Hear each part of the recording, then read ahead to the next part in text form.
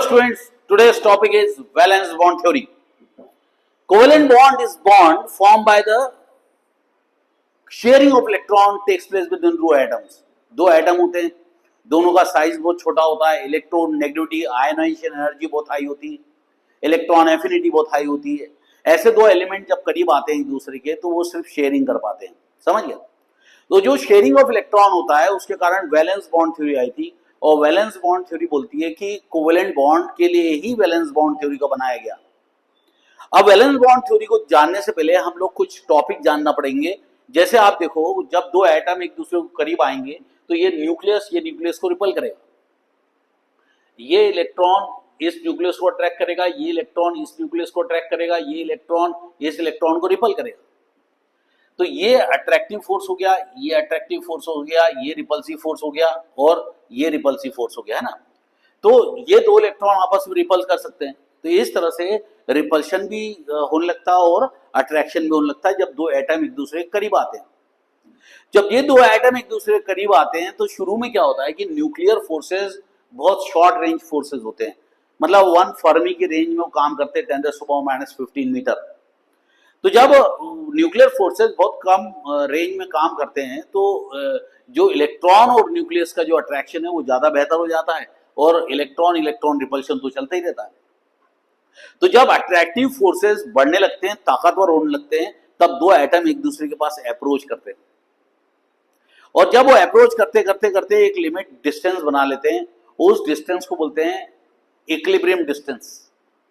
इस पॉइंट पर जो रिपल्शन का फोर्स है और जो अट्रैक्शन का फोर्स है बिल्कुल बराबर हो जाता है. यानी कि 2 न्यूटन से रिपल कर रहा है तो 2 न्यूटन से अट्रैक्ट करेगा.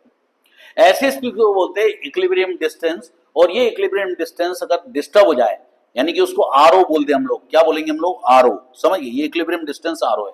इसको अगर दूर करेंगे अपन लोग तो अट्रैक्टिव फोर्सेस काम करने लगेंगे. यानी कि आप जब दो एटम को दूर करोगे तो अट्रैक्टिव फोर्सेस काम करने लगेंगे और दो एटम को करीब लाओगे तो रिपल्सिव फोर्सेस काम करने लगेंगे. दोनों न्यूक्लियस एक दूसरे को रिपल करेंगे. तो ये जो इक्विलिब्रियम डिस्टेंस होता है, यहां पे आने के लिए उनके ऑर्बिटल्स की ओवरलैपिंग होती है. तो जो ओवरलैपिंग पीपी ऑर्बिटल में एक्सियल होती है, ये पीपी ओवरलैपिंग है. समझ गए? दोनों एटम के पी ऑर्बिटल ओवरलैप करते हैं, ये मैक्सिमम ओवरलैपिंग कहलाती है. इसलिए सबसे स्ट्रॉन्ग सिग्मा बॉन्ड का निर्माण होता है.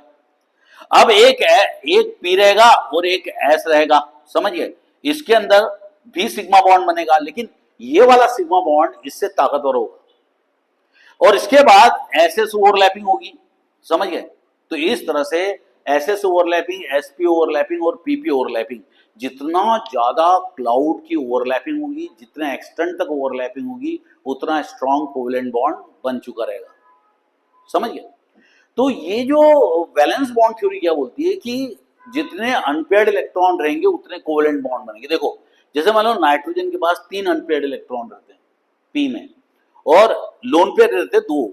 समझ गए? 2 लोन पेयर इलेक्ट्रॉन और 3 अनपेयर्ड इलेक्ट्रॉन. ये 3 अनपेयर्ड इलेक्ट्रॉन 3 हाइड्रोजन के साथ ओवरलैपिंग करके अमोनिया मॉलिक्यूल बनाते हैं. इसी तरह से CH4 का बनना, BeCl2 का बनना, BF3 का बनना, ये सब बनते हैं. इसका कारण क्या होता है? अनपेयर्ड इलेक्ट्रॉन आपस में ओवरलैपिंग करते हैं और ओवरलैपिंग करके कंपाउंड का निर्माण करते हैं. चाहे क्लोरीन मॉलिक्यूल बन जाए, चाहे हाइड्रोजन मॉलिक्यूल बन जाए, चाहे HCl बन जाए, HF बन जाए.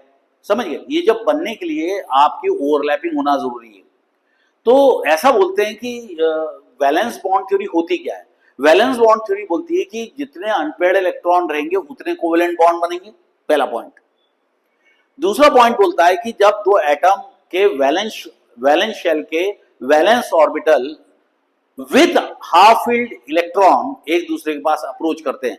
जैसे ये हाइड्रोजन है, ये भी हाइड्रोजन है, दोनों हाफ फील्ड इलेक्ट्रॉन एक दूसरे के पास अप्रोच करेंगे विथ एंटी पैरेलल स्पिन.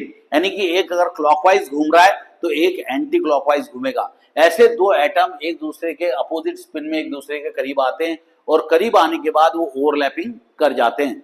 तो ओवरलैपिंग करने के बाद वो सिग्मा बॉन्ड का निर्माण करते हैं. तो यहाँ पे एक सिग्मा बॉन्ड बना लेगा, यहाँ पे एक सिग्मा बॉन्ड और यहाँ पे एक सिग्मा बॉन्ड बना लेगा. और इस तरह से 3 सिग्मा बॉन्ड बन सकते हैं. एसएस ओवरलैपिंग, पीपी ओवरलैपिंग और एसपी ओवरलैपिंग से बनते हैं. अब सवाल ये उठता है कि वैलेंस बॉन्ड थ्योरी और क्या बोलता है? पहली बात वो बोलता है जितने अनपेयर्ड इलेक्ट्रॉन रहेंगे उतने कोवेलेंट बॉन्ड बनेंगे। बॉन्डिंग जब भी होगी तो वैलेंस शेल के वैलेंस ऑर्बिटल हाफ स्पिन मतलब अनपेयर्ड एंटी पैरेलल स्पिन में एक दूसरे के पास अप्रोच करेंगे।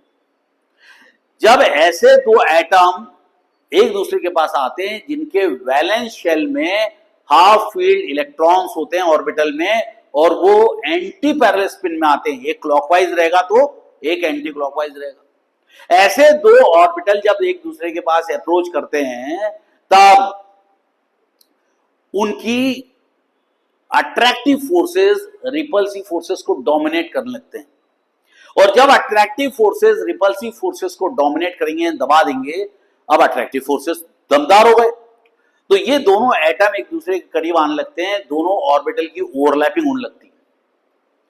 और जब ऐसा पॉइंट आ जाता है जब उनका डिस्टेंस इक्विलिब्रियम डिस्टेंस आ जाए, जैसे हाइड्रोजन को करीब लाएंगे, एक रहेगा क्लॉकवाइज स्पिन, एक रहेगी एंटी क्लॉकवाइज स्पिन, ये दोनों को पास में लाएंगे, जैसे जैसे पास में लाएंगे दो एटम पास आते जाएंगे तो ये डिस्टेंस है दोनों के बीच का, ये डिस्टेंस कम होते जा रहा है। देखो डिस्टेंस कम होते जा रहा है, दोनों एटम का डिस्टेंस कम होते जा रहा है। जब दो एटम का डिस्टेंस कम करते जा रहे हैं यानी कि डिस्टेंस कम होते जा रहा है, एक पॉइंट ऐसा रहेगा 74 पिकोमीटर और दोनों की स्पिन क्या रहेगी, एंटी क्लॉकवाइज रहेगी, एक क्लॉकवाइज रहेगी एक एंटी क्लॉकवाइज रहेगी, एंटी पैरेलल रहेगी। और ऐसे जब करीब आएंगे तो उनके बीच में रिपल्शन मिनिमम हो जाएगा और मिनिमम रिपल्शन की स्थिति में वो एक दूसरे को ओवरलैप कर जाएंगे और ओवरलैप करने के बाद एक सिग्मा बॉन्ड का निर्माण करेंगे, यानी कि एक एस ऑर्बिटल रहेगा और दूसरा भी एस ऑर्बिटल रहेगा और ये कंप्लीट ओवरलैपिंग हो जाती है, कंप्लीट ओवरलैपिंग। और कंप्लीट ओवरलैपिंग के बाद एक जबरदस्त एनर्जी रिलीज होती है जिसको बोलते हैं बॉन्ड एनर्जी, यानी 436 kilo joule, 436.5 kilo joule negative sign लगाया कि रिलीज हो गई, समझ गए, जब ये फॉर्म होगा तो रिलीज होगी, तो ये जीरो से नीचे आ गया minus 436 kilo joule energy release करेगा और ये कंपाउंड मॉलिक्यूल बना लेगा H2 मॉलिक्यूल। तो H2 मॉलिक्यूल जब बनता है तो न्यूक्लियस रिपल करते हैं, इलेक्ट्रॉन रिपल करते हैं, उसको बोलते हैं रिपल्सिव फोर्सेस। लेकिन जब इसको करीब लाते हैं तो अट्रैक्टिव फोर्सेस ताकतवर रहते हैं क्योंकि ये खींच रहा है, ये खींच रहा है एक दूसरे के, ये खींच रहे हैं आपस में एक दूसरे को, तो अट्रैक्टिव फोर्सेस रिपल्सिव फोर्सेस से ताकतवर हो जाते हैं और वो अट्रैक्टिव फोर्सेस रिपल्सिव फोर्सेस को डोमिनेट करने लगते हैं। इस तरह से उनकी पोटेंशियल एनर्जी लो होती जाती है, लो होती जाती है, लो होती जाती है और मिनिमम पोटेंशियल एनर्जी पर उनकी स्पिन न्यूट्रलाइज हो जाती है और large amount of energy release होती है, वो होती है 436.5 किलो जूल। और इस एनर्जी पे उनकी बॉन्डिंग पूरी हो जाती है और इस तरह से H2 मॉलिक्यूल बन जाता है H बॉन्ड H। और ये जो भी बॉन्डेड इलेक्ट्रॉन्स होते हैं, कोवेलेंटली बॉन्डेड इलेक्ट्रॉन, ये बिल्कुल एग्जैक्टली दोनों न्यूक्लियस के बिल्कुल मिड पॉइंट पे बनते हैं और इस तरह से आप इनको ऐसा भी दिखा सकते हो, समझ गए। और ये बिल्कुल दोनों के सेंटर से बराबर डिस्टेंस पे ओवरलैप कर जाते हैं और ये इसकी डेंसिटी होती है, देखिए नया मॉलिक्यूल बन चुका है। लेकिन जब दो एटम एक दूसरे को करीब आते हैं तो वो अपना अस्तित्व नहीं खोते, अभी भी वो H2 मॉलिक्यूल है, अभी भी हाइड्रोजन ही हो, समझ गए। और इस तरह से दो एटम एक दूसरे के करीब आते हैं, अट्रैक्टिव फोर्सेस रिपल्सिव फोर्सेस को डोमिनेट करने लगते हैं, दोनों वैलेंस शेल के जो ऑर्बिटल होते हैं वो हाफ फील्ड होते हैं और एंटी पैरेलल स्पिन में एक दूसरे के करीब आते हैं। जब एंटी पैरेलल स्पिन में यानी कि एक क्लॉकवाइज रहेगा एक एंटी क्लॉकवाइज रहेगा, ऐसे स्थिति में जब एक दूसरे के करीब आएंगे दोनों की पोटेंशियल एनर्जी लो होने लगेगी और मिनिमम पोटेंशियल एनर्जी पे दोनों स्पिन न्यूट्रलाइज हो जाएगी और यहाँ पर आके इलेक्ट्रॉन डेंसिटी बढ़ जाएगी और ये बॉन्डेड इलेक्ट्रॉन डेंसिटी होगी जो दोनों न्यूक्लियस के बिल्कुल सेंटर में होगी और इस तरह से ये कंपाउंड मॉलिक्यूल बनेगा और यहाँ पर बनेगा सिग्मा बॉन्ड बनेगा। Sigma bond is the strongest bond form by the complete overlapping of orbital. अच्छा, वैलेंस बॉन्ड थ्योरी में एक और बड़ा काम का पॉइंट है कि strength of covalent bond depend upon extent of overlapping. तो जो पीपी ओवरलैपिंग होती है ये सबसे ज्यादा होती है, इसलिए पीपी ओवरलैपिंग सबसे स्ट्रांग होती है, फिर एसपी ओवरलैपिंग, फिर एसएस ओवरलैपिंग। तो strength of covalent bond depends upon extent of overlapping. Greater the extent of overlapping, stronger will be the bond, और इस तरह से जितनी हद तक वो एक्सटेंट तक ओवरलैपिंग होती है उतना स्ट्रॉन्ग कोवेलेंट बॉन्ड का निर्माण होता है। अब उस बॉन्ड को तोड़ने के लिए आपको 436.5 किलो जूल एनर्जी से ज्यादा देनी पड़ेगी, तब जाके ये हाइड्रोजन मॉलिक्यूल टूटेगा। तो जितनी ज्यादा एनर्जी रिलीज होगी उतना वो स्टेबल होगा और उतने मुश्किल से वो टूटेगा। तो H2 मॉलिक्यूल बहुत मुश्किल से टूटता है। तो आया समझ में valence bond theory. Valence bond theory क्या बोलता है, जितने भी अनपेयर्ड इलेक्ट्रॉन रहेंगे वैलेंस शेल में उतने ही कोवेलेंट बॉन्ड बनेंगे।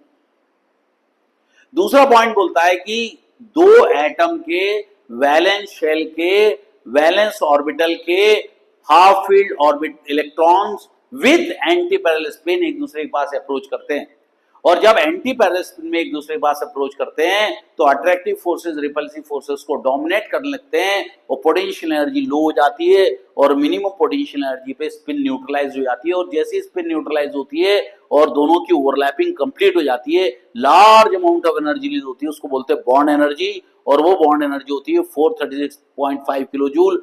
और जो उनके बीच में डिस्टेंस बन जाता है इसको बोलते हैं इक्विलिब्रियम डिस्टेंस, और ये आरओ की वैल्यू होती है 74 पिकोमीटर।